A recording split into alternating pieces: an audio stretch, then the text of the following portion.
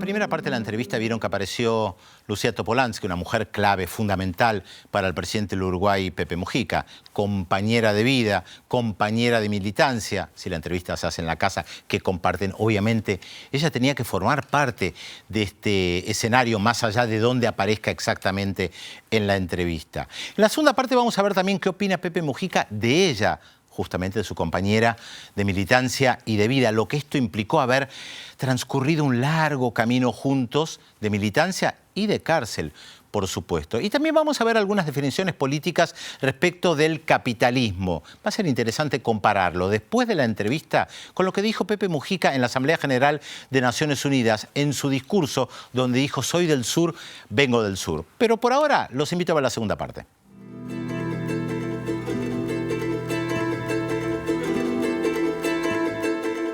¿Cómo es estar solo en una prisión 10 años, 13 años? ¿La cabeza qué hace? La vuelta. La vuelta. Luchás por disciplinar la cabeza. Yo estuve 7 años sin poder leer. No me dejaban leer. Entonces tuve que inventarme algunas disciplinas. Y el enemigo más grande lo tenía adentro. Y también adentro tenía el amigo más grande, las dos cosas. En los calabozos descubrí cosas como esta: las hormigas gritan. Y si no, agarrá una hormiga común y ponétela acá y la vas a sentir chillar. Cualquier rata se domestica, se acostumbra a venir a determinada hora para poder comer. Y estuve medio rayado, al final me aparecía como un dolor en la oreja y tenía una persecuta que me espiaban y con esto y con lo otro. Todo juego de la imaginación mío. Y por suerte me mandaron a un hospital, ¿viste? Porque me daban como algunos ataques. Es notable, a un hospital militar. Y vino una psiquiatra a atenderme. Estaba peor que yo, ¿sabes cómo estaba? ¿Quién atendía a quién? Arrastraba la carretilla, así, una mujer no me... Y yo dije: estoy troleo con esta, estoy marcho, ¿sabes cómo marcho? Pero me sirvió la mujer, ¿sabes para qué? Para que me dejaran leer textos de ciencia, ¿no? Y tener lápiz y escribir. Y entonces empecé a repasar química, bioquímica, química del carbono, ¿viste? Me metí en la ciencia y dale.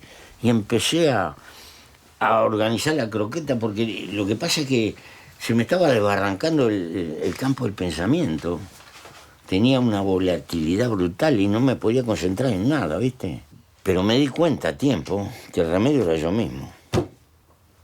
Y zafé.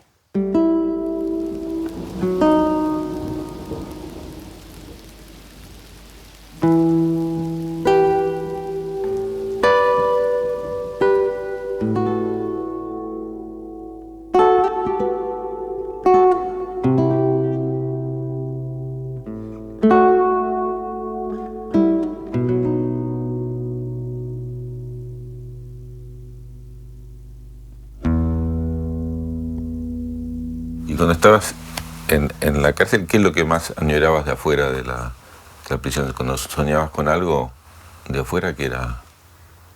Sí, siempre añoraba, sí. Sí, recordás todas las etapas de tu vida, recordás la niñez, recordás cosas, inevitablemente. Te creas un mundo de fantasía que anda contigo. Es una manera de luchar por sobrevivir. La imaginación cumple un papel defensivo en esas circunstancias. Y le entras a dar muchísimo valor a las pequeñísimas cosas cotidianas de la vida que ya no tenés, ¿verdad?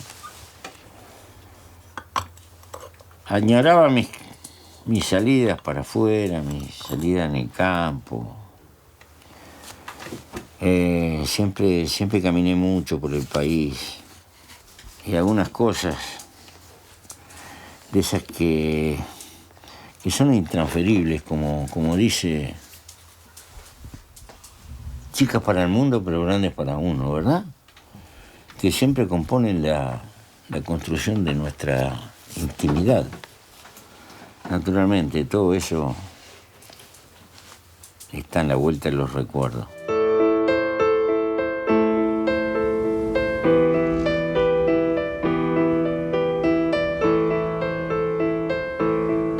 En 13 años te diría que pudimos intercambiar 4 cartas. Después las noticias te llegaban vía la familia, cosas así. Porque Pepe perteneció a un grupo de compañeros que los militares tenían de rehenes, es decir, si pasaba algo eran los que iban a ejecutar. ¿Y para América Latina cómo? No es la América que soñó Che Guevara, pero es una América muy distinta a la que había. Creo que esta es una América parturienta y que está construyendo cosas. Va a tener sus contradicciones y tiene una dignidad de acercarse a sí mismo. Instituciones como el UNASUR nunca tuvimos en América. Nunca tuvimos. Es una cosa curiosa. Allí convivimos. Presidentes un poco más de izquierda, otros más de centro, otros son de centro derecha. Y sin embargo logramos un nivel de acuerdo para manifestarnos políticamente. Nunca tuvimos eso en América Latina. No es poca cosa. Seguramente que nuestras expectativas y nuestros sueños son mayores que la capacidad que tenemos de realizar. Pero creo que se está haciendo una siembra que es importantísima en todas partes. Y hay mucho más solidaridad entre nosotros que antes. Hemos vivido demasiado tiempo de espalda uno a los otros. Estamos llenos de incomprensión en nuestras derechas. Son bastante apáticas, siguen mirando a Europa. Pero bueno, creo que estamos en un tiempo muy, muy fermental. Y que vale la pena defenderlo con intensidad. Y sobre todo, como nadie tiene una receta definitiva, no existe dogmatismo. No existe un modelo consagrado, ¿viste? Esta es la receta. No caemos en aquel disparate, está todo hecho. Lo único que tenemos que copiar. Esto se dijo en la historia de América. No está todo hecho, no tenemos que copiar un carajo. Tenemos que inventar de acuerdo a nuestra realidad. La integración no es una cuestión de izquierda, de derecha o de centro. La integración es una cosa de ser o no ser en el mundo de hoy.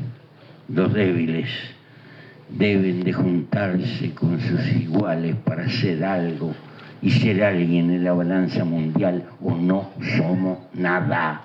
Esto hay que entenderlo. ¿Cómo tener equidad y capacidad de negociación si no tenemos la inteligencia de juntarnos a pesar de todos los pesares?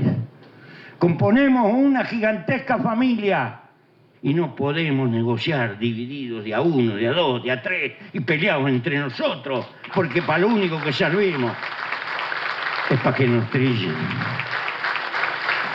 Es muy lindo pensar en los nietos, en los hijos, decir en el futuro. Sí, pero al futuro hay que dejarle la herramienta para que se pueda defender. Y esa herramienta significa tener la inteligencia, a pesar de todas las dificultades, de tener trazos profundos que vayan construyendo la integración. Yo creo que en América Latina estábamos embarcados en un proyecto de acercamiento en todo lo posible, de que estamos luchando por poder suturar y hacer desaparecer las vergüenzas mayores de nuestra historia. El nivel de desigualdad tan grande, el nivel de pobreza, el asegurar la comida, la medicina más elemental. Y eso no será socialismo, ni es socialismo, pero es vergüenza. No se puede ser tan... Yo no tengo derecho a sacrificar 1, 2, 3, 4 generaciones en nombre de una utopía que algún día... No, me tengo que acordar del hombre de carne y hueso que está viviendo su aventura hoy. Y tengo que luchar para que la pase lo mejor posible dentro de esas circunstancias. pero no me debo de tragar tampoco el derecho a pensar más lejos y a soñar más lejos y conformarme con eso. Yo reniego del conformismo porque nos va bien, que tapamos un agujero acá y come mejor y todo lo demás, nos parece que estamos tocando el cielo con la mano. Un carajo estamos tocando el cielo con la mano. Estamos haciendo lo que corresponde desde el punto de vista elemental ético. Y no es un programa muy revolucionario aquello de Lula, 3 comidas al día. No será muy revolucionario para el que no pasó hambre. Ahora, para el que pasó hambre, es un cambio, pero fenomenal. Y hay que hacerlo. Y hay que pelear por eso.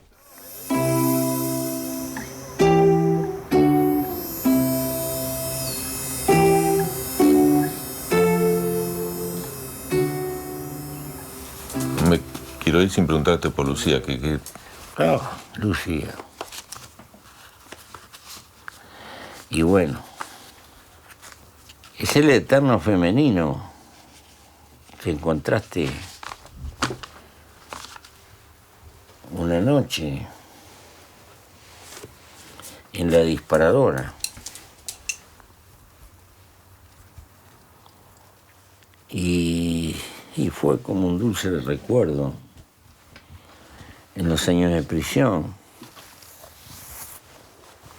Y un reencuentro a la salida. Y un volver a empezar.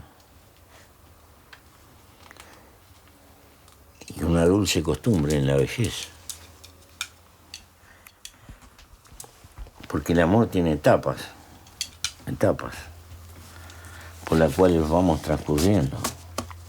No hay un amor, hay distintos amores. Hay una fiebre fogosa de la primera juventud. Pero hay un amor de la rutina, de la costumbre de la vida, hija de la convivencia, que es una construcción que tiene mucho de refugio. Los hombres andamos siempre tal vez buscando una madre. No nos damos cuenta, pero el hombre solo es un desastre. Pa. Es una porquería, no sirve para nada. Y es porque el tipo siempre tiene una dependencia. No sabe. Y entonces, mirá que el pullover aquel está en tal lado. Esas pavadas son fundamentales. Componen buena parte de la existencia humana. Tenemos la misma manera de pensar. Ella también se comió flor de canuto. Sí. ¿Y de política discuten mucho? No. Confabulamos juntos. ¿No te corres por izquierda? No me corre por izquierda. Defiende al gobierno. Es pesada. Es pesada, una vieja pesada. Pesada y terca. Tiene su personalidad. Y probablemente siga algún año más que yo. Es más joven. Ella dice que no, pero yo estoy seguro que va a seguir. Bueno, yo voy a hacer unos mates para tomar, vos.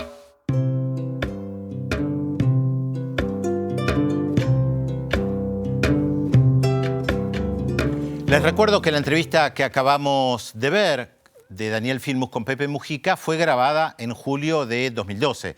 Y pasaron muchas cosas, obviamente. Pasaron muchas cosas también en la propia historia de Pepe Mujica desde la década del 60, cuando era un militante más en el Movimiento de Liberación Nacional, hasta el día de hoy convertido en presidente de la República Oriental del Uruguay.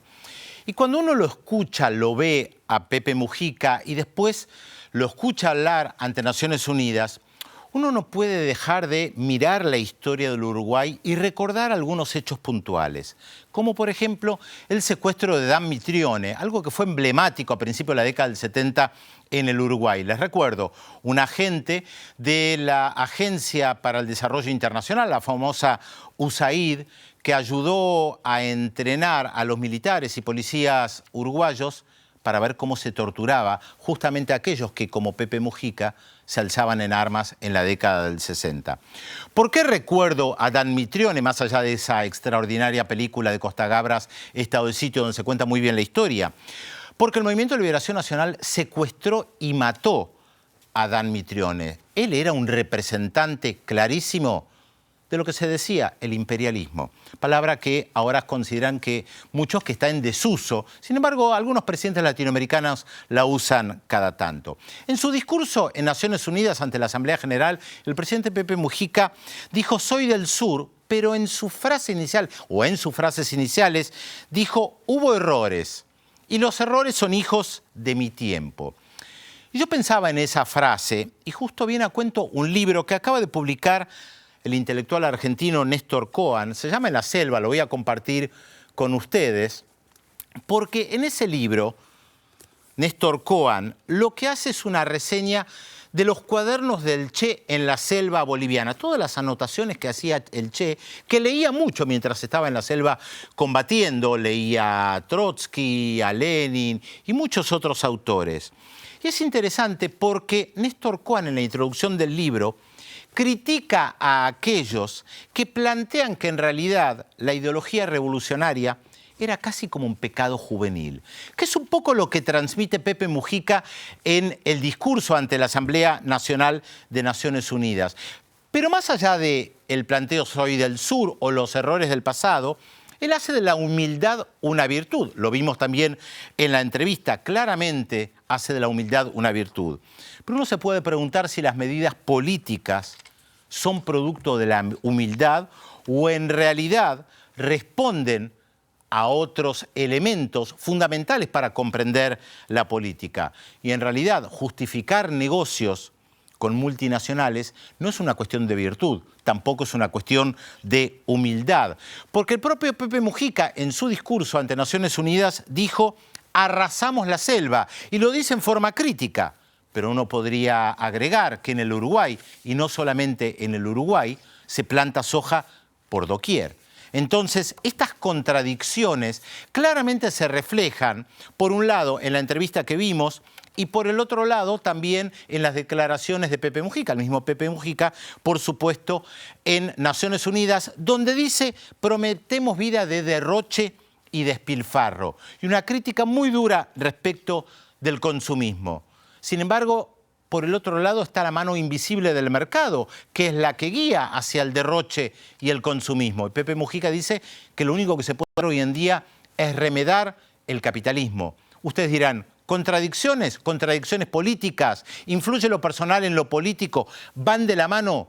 Probablemente, pero tal vez eso es para otra entrevista. Gracias por compartir este momento aquí en la televisión pública.